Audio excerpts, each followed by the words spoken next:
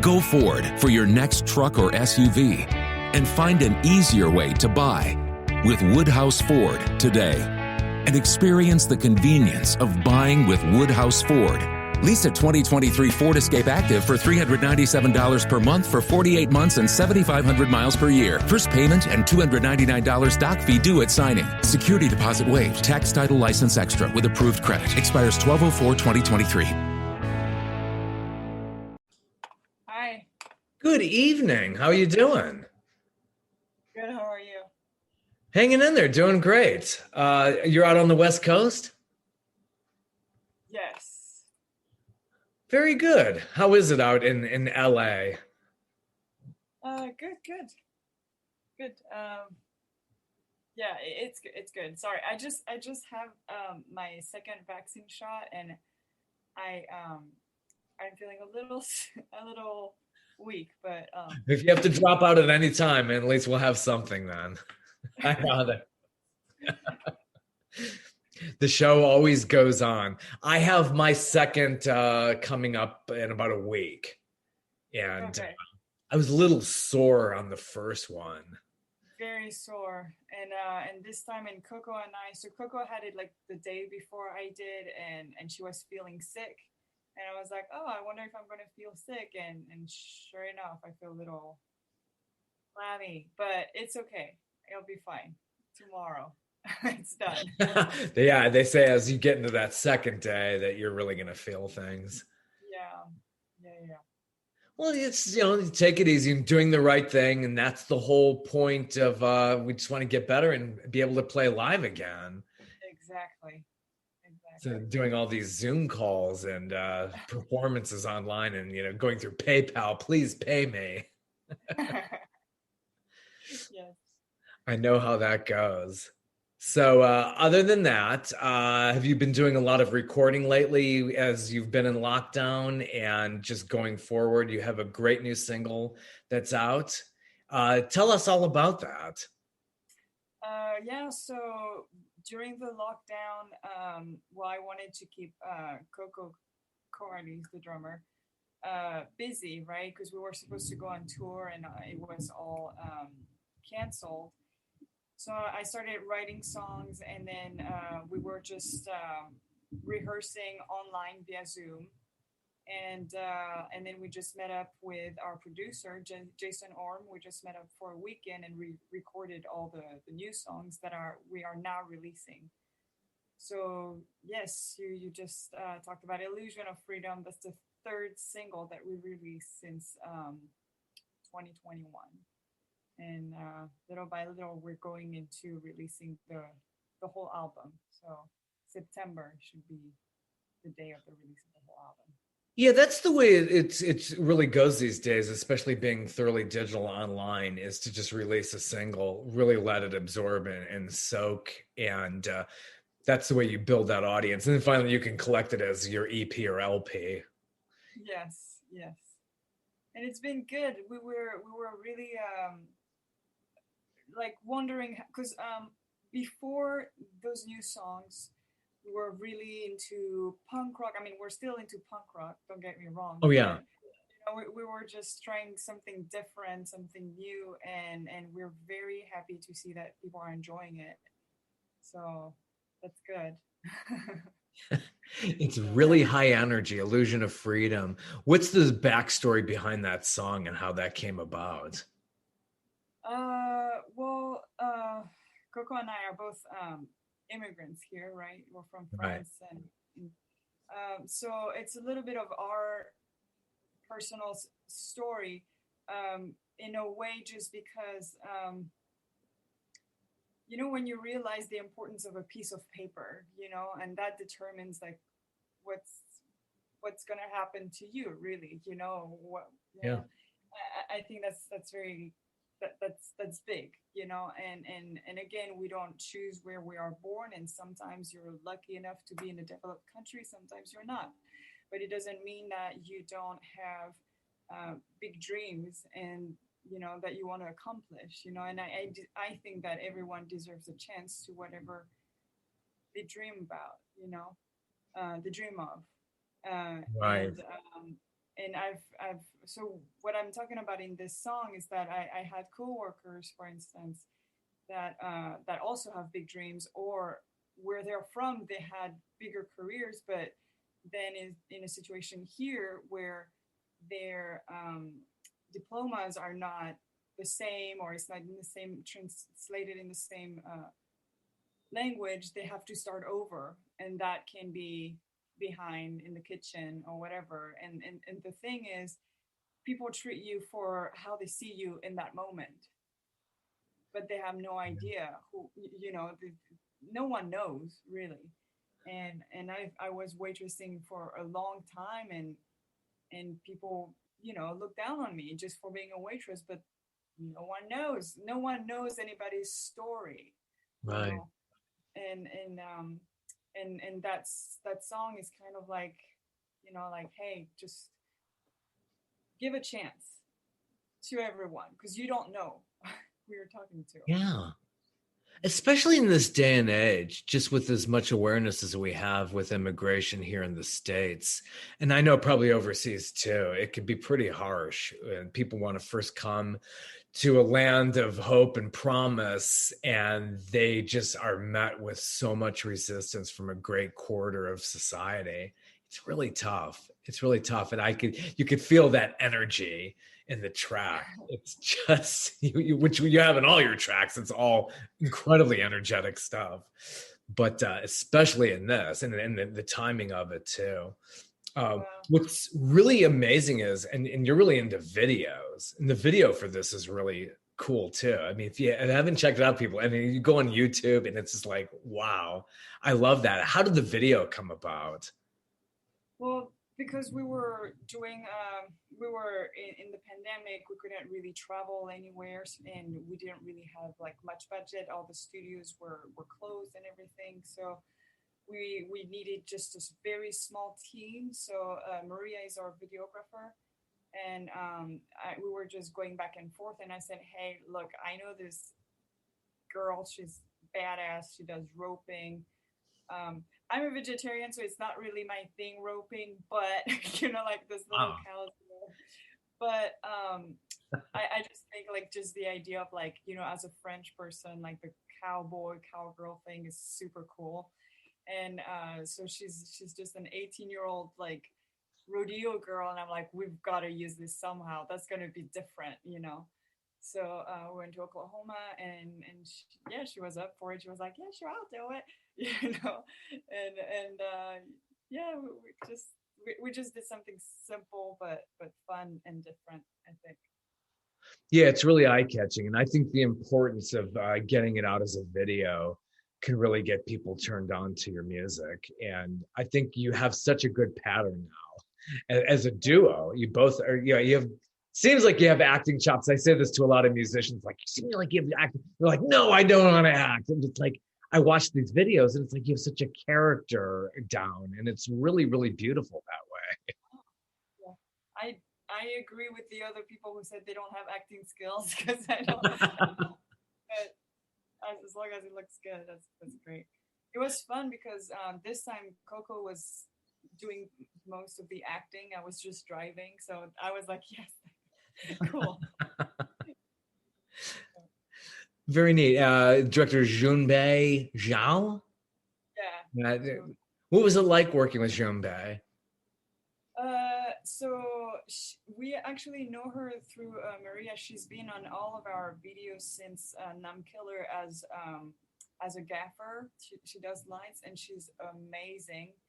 And I didn't know that she actually likes directing and she wants to be a director. It's just that, you know, like they're for the jobs, I guess she's always hired as a light person. And I was like, well, let's just give her a chance, you know, and see what she has to, you know, offer. And so it was fun. She really enjoyed directing, and it was fun to work with her. And I like her ideas, and working with Maria, you know, like, I just trust her, and No. she has a vision. And then I knew that Jumbai, like anything that she does with lights, is just like together they're just like an amazing team, and I was curious to see how it was going to be with directing, and she pulled it off, and it was fun. So hopefully, she gets a little bit out of it, and more jobs as a director. Yeah, really, really works well. So 64 women. What is the story behind calling the EP 64 Women? You have quite a story there about being detained. Yeah. Oh my gosh. Yeah. So I was actually coming back to the U.S., and the officer that I guess questioned me thought that I had overstayed my visa for one extra day. But if anyone knows how this works, like, you just never really argue because you're at a loss. So As we I see here a lot. Yeah. yeah. So I couldn't prove that that did not happen, and so they basically just put me in jail for one night, and I was in this immigration jail with 64 women, and I talked to a few of them, and yeah, they told me about their stories a little bit, and like, where they were from, why they were in there, and different stories. And at first, I wanted to write a song about them, but then I thought, no, I'm just going to dedicate this whole EP. And then I had a friend who paints, and I was like, I just want women, all ages, all ethnicities, and that's going to be for them. Beautiful, beautiful. So when did you first come to the States? Did you grow up outside of Paris or in Paris proper? No, I was born and raised in Paris, and then when I was 10, I started coming every summer vacation to the States, in different states. And then when I was 15, I did an exchange student program, and I was in Kentucky for a year and a half going to high school. And then as soon as I turned 21, I said, I'm out of here. And I moved to Los Angeles. And I've been here ever since 2006. Great. So did you learn French and English growing up? Or just had French for so long and then just finally got English, when you were a child? It's kind of funny because I don't remember. Uh, I just remember starting English at a young age, and I know that my English teacher told my mom, like, she's good. She has to keep learning English. But yeah, I never really thought about it. I don't remember. I don't. The only thing I remember was my first day in Kentucky. My host sister brought her boyfriend, and he has the thickest Southern accent, and I had no idea what he was talking about.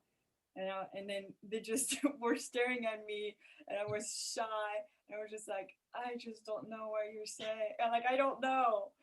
But then I got used to it, and I guess parkin is part of my vocabulary now, and y'all and stuff like that. But yeah, that's it. And I love country music. Yeah. So what were your earliest inspirations getting into music and learning to sing and play? Did that all start in France or just kind of when you came here to the US?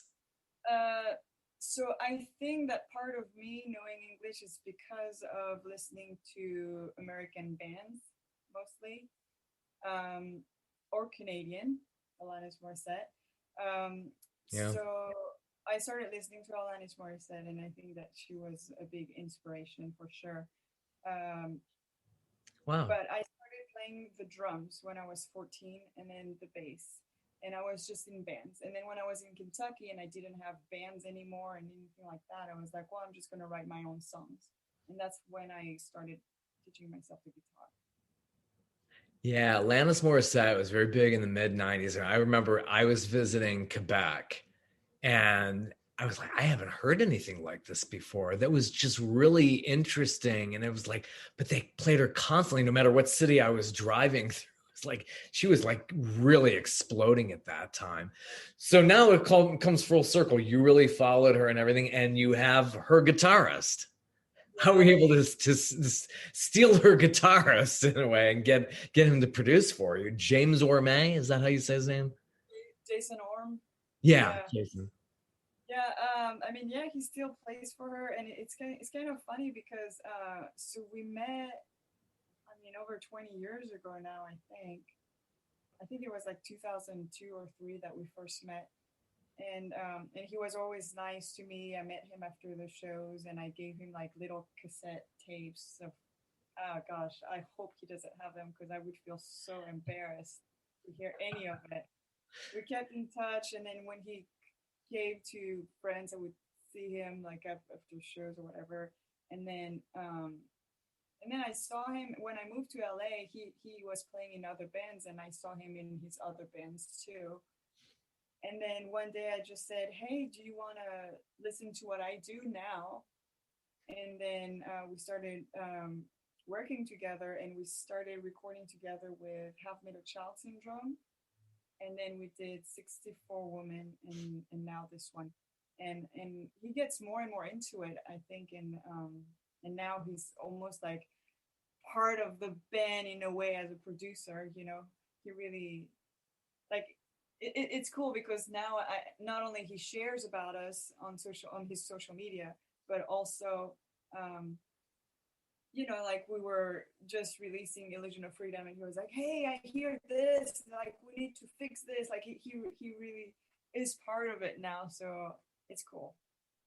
That's neat. I mean, people like that who are such veterans of the music business just have this ear and this knack for making songs way better and layering and just figuring out how to produce things. That's a serious gift. You're very lucky to have him on board. Yeah, for sure. I don't think he even realizes how good he is. He's so Yeah. down to earth and so good. Like, he comes up with the best like guitarly like ideas and stuff like that. We work really well together when it comes to like arranging songs and like, oh, I hear this, I hear that. Very easy to work with. So I hope he gets a lot more job as a producer because he's really, really talented.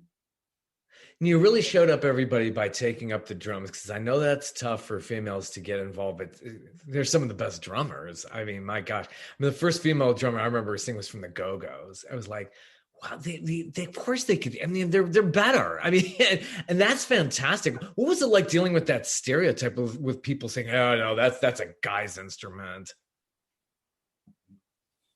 Oh man, so it's so funny because Coco doesn't have that experience at all, and I don't know if it's because we're like 10 years apart, and I don't know if people got um, more open-minded at the idea of having a girl drummer, or if she just doesn't have that vibe that I do. I don't know, but Yeah. from the time I started, like I've had like just guys like looking at me like, no, you should be doing something else, and I'm like, no, I'm gonna fucking show you. You know what I mean? And the more people tell me no, the more I want to do it. You know? So um, yeah, I don't know. I think I I don't know. She's only had that experience once in Pittsburgh where she had someone say like, "Do you even know how to play the drums?" And the thing is, Coco is she's a smart girl, and she's she's not gonna tell you anything. She's just gonna do her thing, and then you're just gonna oh. And that's exactly what happened. Like, she doesn't need to show off. She knows better. You know what I mean? Oh, Which is totally. cool. It makes you stronger and totally successful. That's really what happens. So the name Tarah Who, what is the origin of that? How did that all start?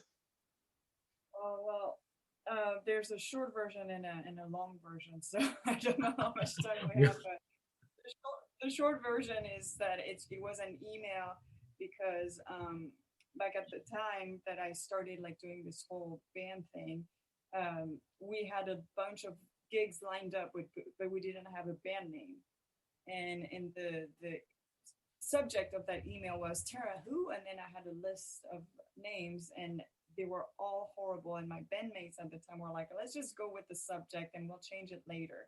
And we just never did change it. So that's the short version. But the longest version is that Tara is not my actual birth name. I'm into Buddhism, and then the Tarah is the goddess in Buddhism for compassion. And if you look into it, you'll get into it. But Yeah. so that's why the Tarah Who, because my friends were like, Tarah Who? Who's Tarah? And that was the whole joke around it. So we're like, oh, well, that's what it is going to. Does that make sense? Yeah, it does. I mean, it's very eye-catching. At first, you're like you always do a double take. So if you're getting people to do a double take, you're definitely getting some listeners that way too, I would think. Totally. So it was like just getting into your first it was a self-titled EP. What was that like songwriting and getting that one together? Well, that one actually was a little difficult because I was supposed to record with a couple friends who did not, kind of like let me down, to be honest. So then I had this studio session booked, and I had to come up with all the instruments during that time. So that's why it's not perfect, but it was definitely, like the show must go on. Okay, fine. Like fuck you guys. I'm just gonna still do it. So I did, and in a way I was proud because I didn't let that stop me from doing it. But then on the other side, it's like it's a bummer, but it's the story now. Yeah. And as far as going around and playing live your tracks and touring, have you just been throughout the States? Do you go overseas as well, throughout Europe and anywhere else you've been? Yes, for sure. Yeah. We go everywhere we can. We love going to the UK because we have because people in the UK, they don't mind mosh pitting and Yeah. getting dirty, and like what I love about the UK is that it's not because they're going to come out for maybe for the pints, maybe but they're gonna come out to watch a show, whether they know your name or not, and that makes a big difference. You know what I mean? And Oh, they love that. Yeah. Yeah, totally. yeah, like rock is definitely still alive in the UK, and I love that about the UK. Yeah, I really think the Sex Pistols really just like broke that ceiling and really developed that genre, which is obviously seems very inspirational to you. And yeah, I'm sure you probably feel that all the time over there. Yeah, exactly. No, you're right. You're right. It's definitely still there. All that vibe, that rock and roll punk vibe is still there, and it's so much fun. Yeah, growing up, I grew up in Cleveland, Ohio, and I remember in the late 70s, early 80s, that was getting really big. And then things got a bit more mainstreamed as the police took a lot of that and infused that, and that took off in the 80s. And punk was just always then, from that point, in the background. But there's always been such an appreciation for that. And Yeah, I think you're definitely tapping into that as a duo. It's and updating it too. It sounds really fresh. I mean, a lot of your tracks do, especially this track called "Manners." How did that one? How did you come up with "Manners"?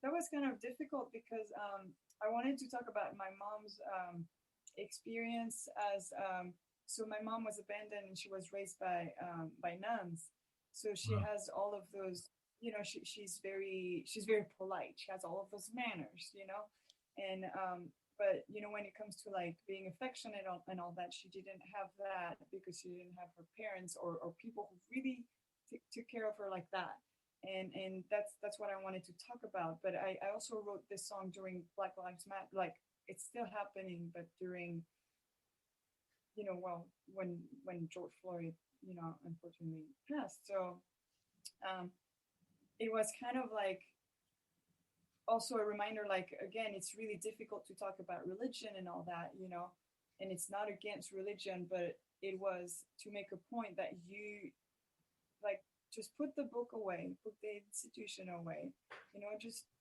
love each other, love one another, like no one is born a racist. So something happened, you know, and if you can find it in your heart, to help each other and love one another. Like just open your eyes and your heart, you know. So that's what marriage is about, you know. Like open your eyes, open your heart. That's all, you know. No more hate. Yeah, a lot of that. It's always been there, and you've probably seen that even overseas in Europe in its own way. But here, it's really come out in the open the last 5, 6 years. It's nothing new, but it's very shocking at the same time to see it out in the public eye, and seeing these things play out in court and in our society. So I think that really taps into it. The song is really interesting. You had Jason on this song as well, and he was using a harmonium. That's a reed organ. That's really an interesting. So how did he come up with that? It's just one of his bag of tricks. Like, what an extra nice layer of that. Yeah, so that's exactly what happened. Like towards the end, we just had like maybe an hour left of studio, and he's like, "Do you know what a harmonium is?" I'm like, "No, but it sounds fun." He's like, and then he did go into his bag of tricks. So he was like, "Well, we were on this tour with Alanis, and we were in India, and we just wanted to check all of those instruments, you know, that were really local." And then he just got out a few like instruments that he had bought on that Indian tour or show or whatever. And of course, like I'm all in for like weird stuff, and he knows that. So he's like, ooh, and he tries that, and he actually even like YouTubed it for a second. How do you play that? Okay, cool. And then he found the notes, and then he just added that to the song. So we have fun like that. And then I wanted to have like a Gregorian style like choir, so that's why like during the guild, you know. So we were both like doing backing vocals, but that was really funny because he had to go really high and he can't sing that high. So we had some really fun moments. Sounds challenging trying to get him to go up to these octaves. You can't like, oh my God, I can't do this. I was laughing. What's your songwriting process like when you're doing something like Manners and coming up with these really interesting lyrics? And when does the inspiration hit you? Do you like are in your Droid or iPhone in the middle of the night say, oh my God, this just came to me, or I just got to scribble this thing down here? How does that work for you as far as getting your inspiration to write lyrics? Go Ford for your next truck or SUV and find an easier way to buy with Woodhouse Ford today. And experience the convenience of buying with Woodhouse Ford. Lease a 2023 Ford Escape Active for $397 per month for 48 months and 7,500 miles per year. First payment and $299 doc fee due at signing. Security deposit waived. Tax, title, license extra with approved credit. Expires 12/04/2023.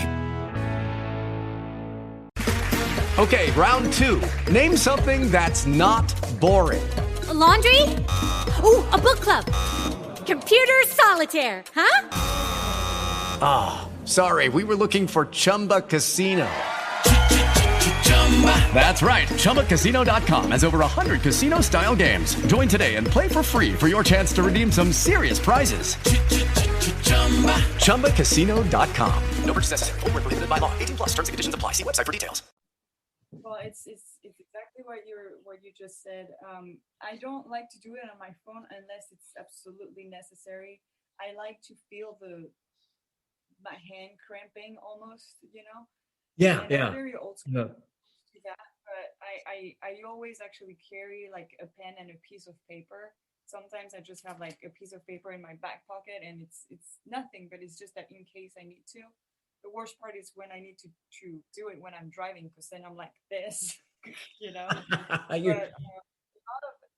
But a lot of it is like, especially when I was in France, it was like on a subway ride, you know, like I'll have something and I finally have a minute to myself, and it's just a burst of emotions, really, and it's almost like a big cloud, and then I just spill my guts, you know, on a piece of paper, basically.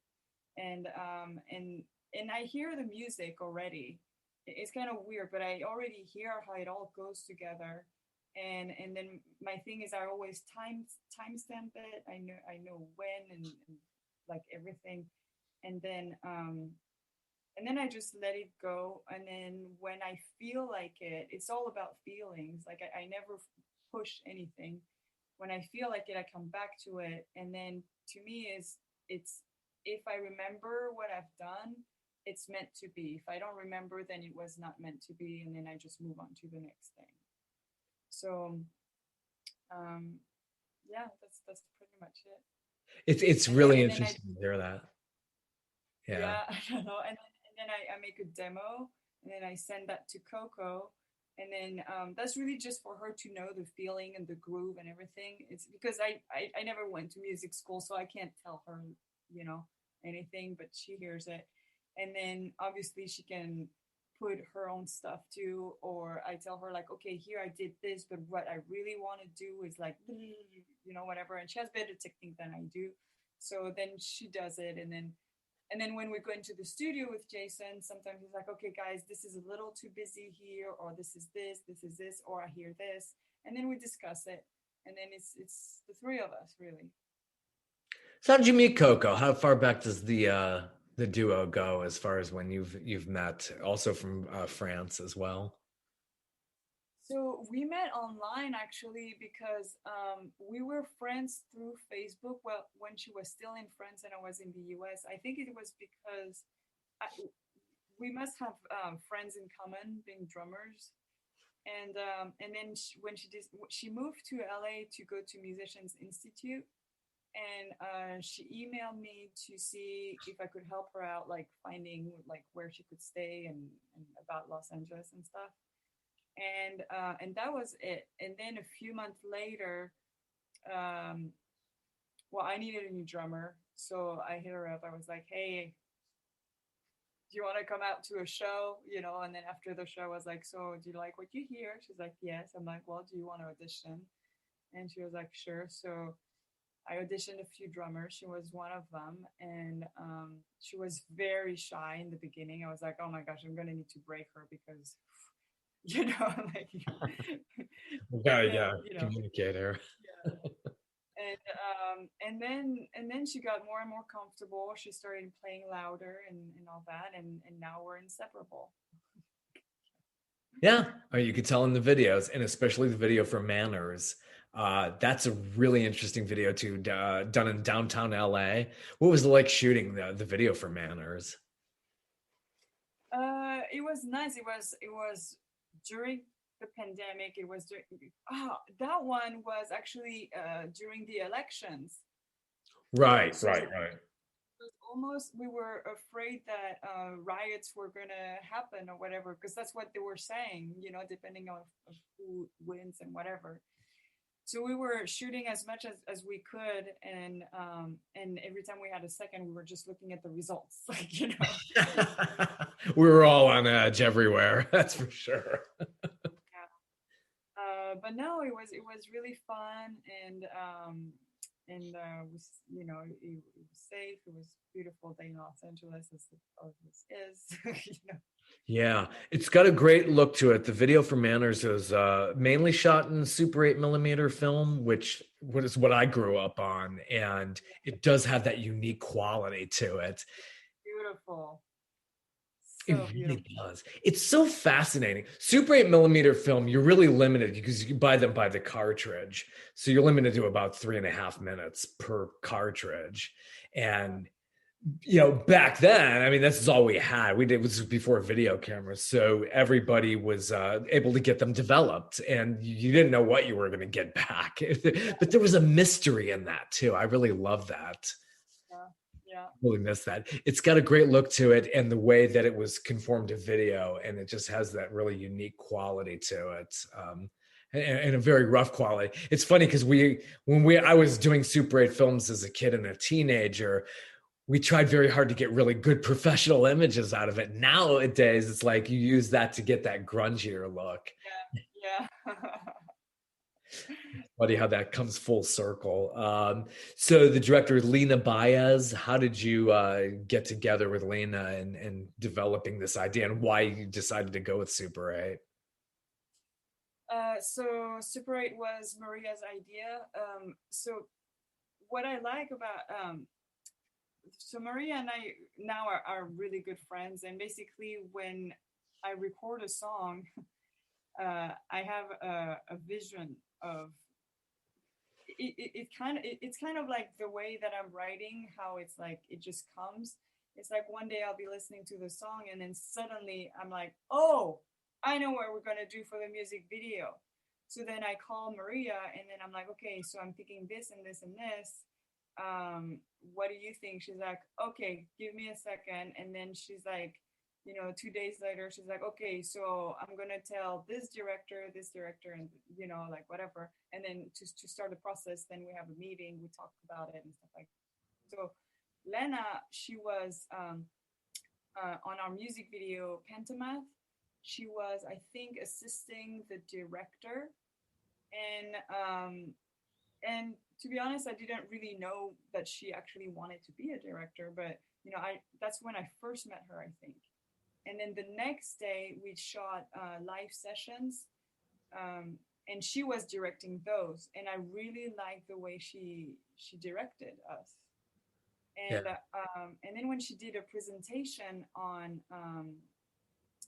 the video that we're shooting next week, she just really understood what I wanted, and I was like, wow, okay. So Lena keeps like, she's young, and she keeps impressing me, like, with the way she really gets my vision. So first it's Maria, because she's the one who puts it on the camera, and she knows, like, okay, what you mean, we need the 8mm. What you mean here, we need the red. What you need, you know what I mean? Like, because I don't know any of that. But then, the director puts the story together and tells me if we can make it happen and within a budget and stuff like that.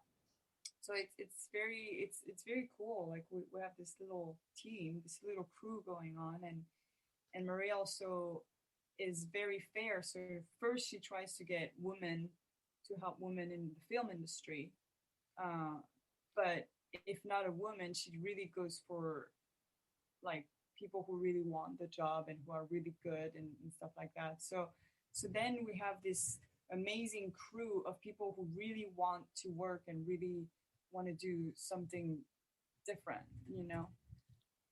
which is good. Oh, it's fantastic. Yeah. that is excellent. When did you meet Maria, your director of photography? Maria Quintana? Yes, you've done your job. Mm-hmm. We met at a show at the Rainbow. Are you familiar with the Rainbow? I've heard of the Rainbow. Yeah. I had some relatives out in Los Angeles and places like that, all along the West Coast. But I've been out a few times. Okay. It's wonderful. So if anyone knows the Rainbow is, I would say, is popular because it's on Sunset and because of Lemmy, really. But, yeah. But not for being a great venue. It's not the best venue at all. And I was really surprised because Maria came and she's very shy, and she was just with her camera. She's like, I just came here to take some pictures. The next day she sends me a bunch of pictures that she took of us, and she made this place or this show look so cool. It was a cool show, but she made it look like it was such a cool venue. And I was like, okay, you and I need to work together. And then we did a photo shoot, and she did the same thing. Like, when you're with her, basically, you never know what's actually on the screen. So, she'll be like, no, it's okay, just walk. And she has an accent, sorry. Sure. Just walk and don't worry about me. And then 2 seconds later, she's just click, and then she shows you, and you're like, how the fuck did you get that? And she's just amazing. So she's so talented that, to me, it's less of a worry because I don't, that's what you need on your team. You can't worry about every single thing. It's impossible.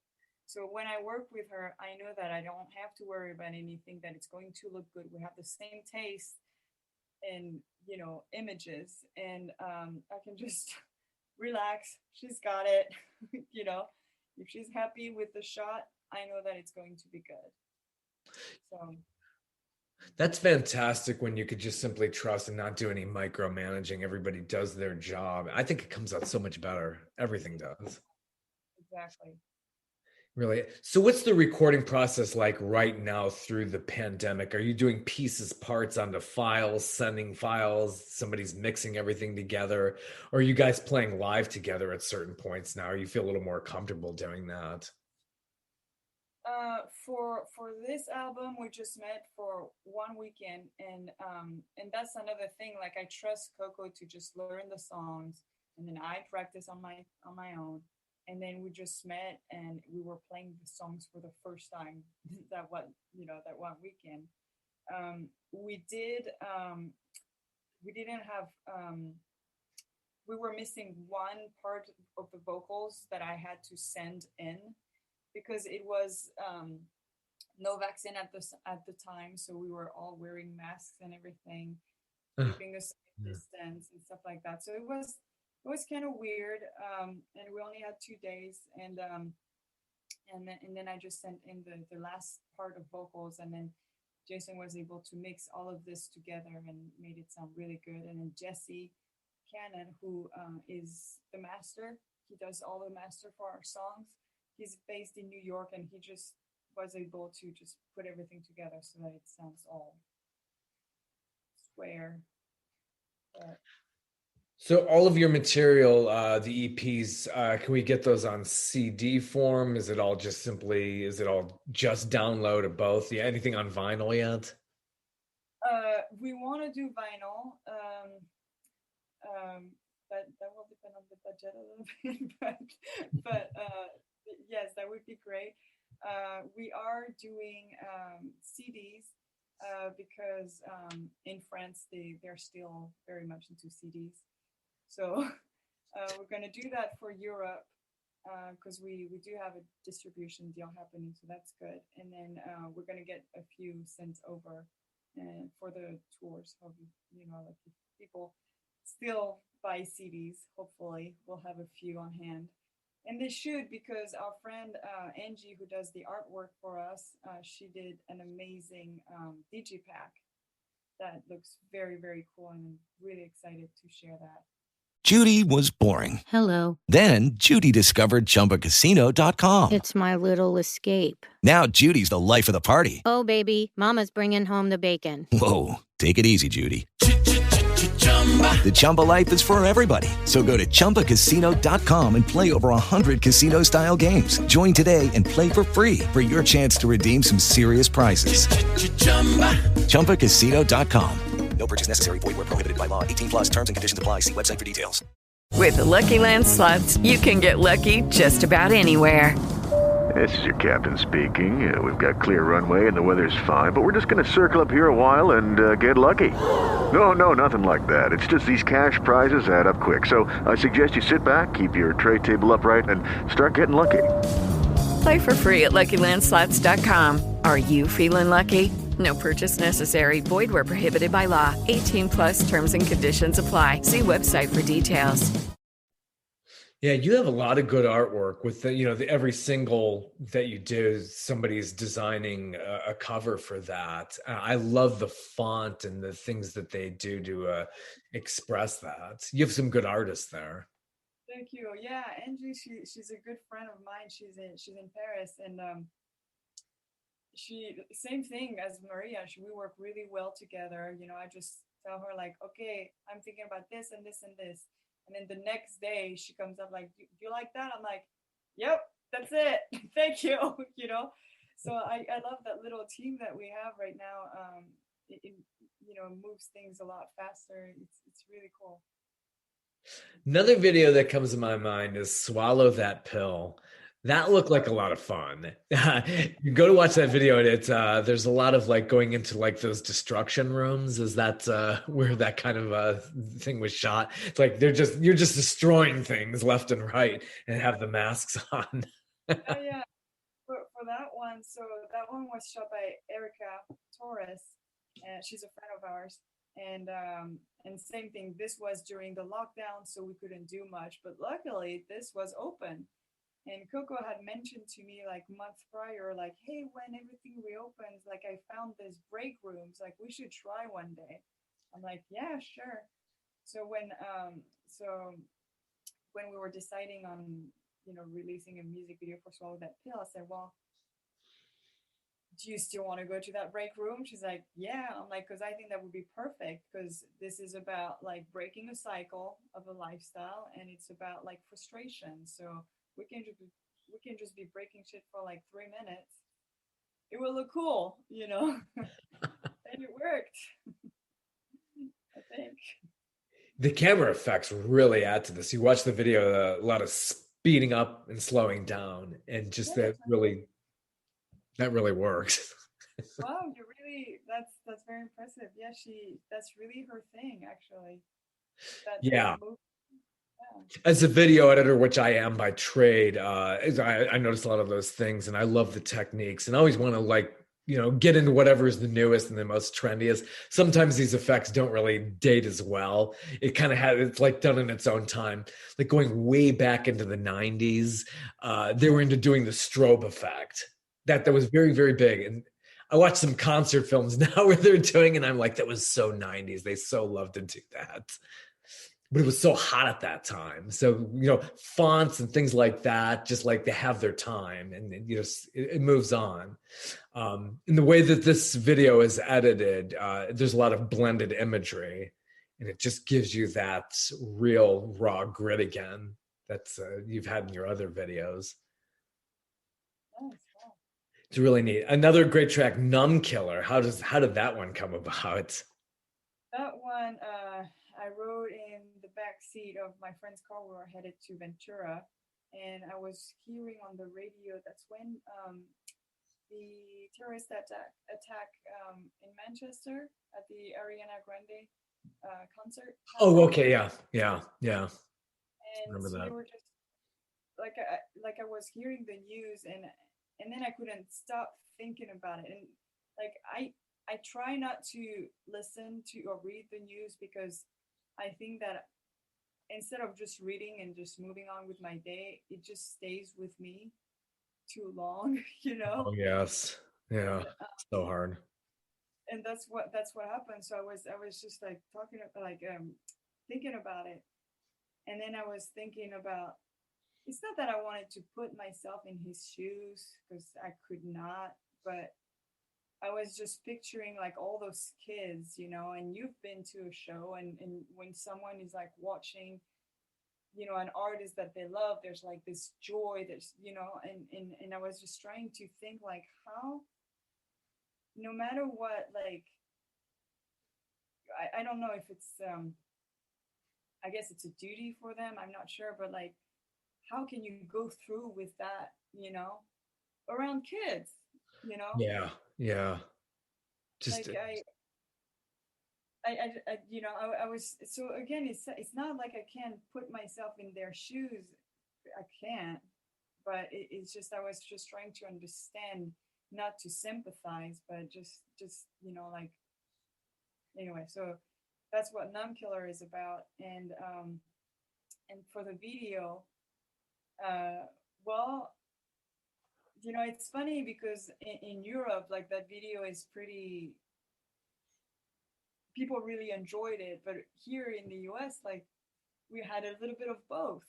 Because people thought that it might be too gore or because of the Statue of Liberty, But to me, it's like, well, yeah, but you should feel uncomfortable. Yeah. Like, people were killed, like it's shocking. I mean, it is shocking. It's terrorism. Yeah, humanity being attacked, like, so, that's that little shocking factor that we were kind of like, do we go for it or? I mean, aren't they shocked in France? There was that horrific act at the Bataclan Theater. Yeah, it was like, oh my God. I mean, like, you couldn't make that up. That is like your worst nightmare. And gosh, I mean, you're going out to have the time of your life, and it's just like, in a tragedy of that you can't even imagine just happened. It's like we haven't quite had that. I mean, we had 9/11 20 years ago here in the US, but people have short memories. That kind of thing could happen anywhere. And I think sometimes in the US, it's like they either want to shut it off and just like sweep it up under the rug and not really think about these things. And it's just, we're so numb. Numb is the word. You definitely hit the head on the nail with that. Just when you think it's gotten crazier, it just tops itself here. It's, there's so much opportunity where you have the land of the free and everything like that, but wow. And people just don't want to look at the issues and the problems. It's really sad. Yeah, I think it's well put. Absolutely. Garden of Chloe's. There's like it's parentheses. What is the background behind that song? Gosh, as I'm talking about the songs, I feel like everything is so depressing. But this one is about this. Well, okay, so my godmother has a daughter who committed suicide, and her name was Chloe. And the reason why it's in parentheses is because when I was in high school, I also knew a Chloe who also committed suicide. So I used to not understand the act of committing suicide because I'm very optimistic and I always believe that, if you give it enough time, you'll see, like, you might have a shitty day, but hey, tomorrow will be better. But right. That's me. That's because I think that I'm lucky enough to not feel depressed, but I also don't want to insult someone who has, difficult times. Chloe, my godmother's daughter, she has gone through a lot in her life, and when I heard the news, it only made sense.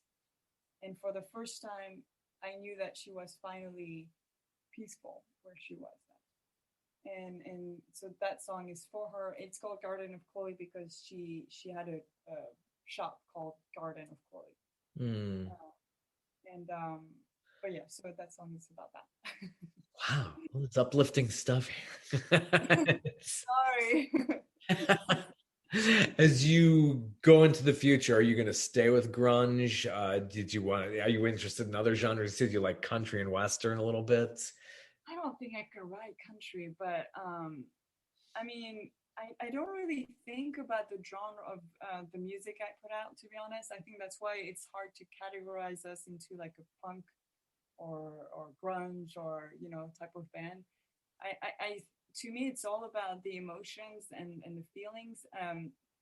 Grunge, 90s music is definitely in me because it's all I've ever listened to.